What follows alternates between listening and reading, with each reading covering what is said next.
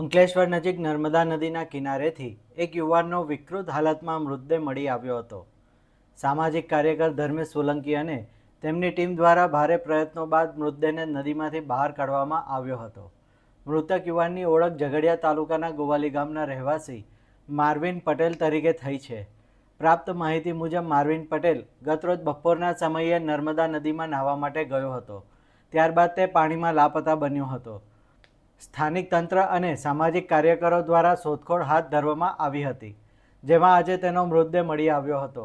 નોંધનીય છે કે છેલ્લા 2 દિવસમાં નર્મદા નદીમાં ડૂબી જવાના 2 અલગ અલગ બનાવોમાં 2 લોકોના મોત થયા છે, જેને લઈને તંત્ર દ્વારા નદી કિનારે સુરક્ષા બાબતે વધુ તકેદારી રાખવાની અપીલ કરવામાં આવી છે. ગત તારીખના રોજ જૂના બોરભાટા બેટ ગામમાં આવેલ તપોવન આશ્રમના કિનારેથી એક પુરુષ ઈસમનો મૃતદેહ ડિકમ્પોઝ હાલતમાં મળી આવેલ.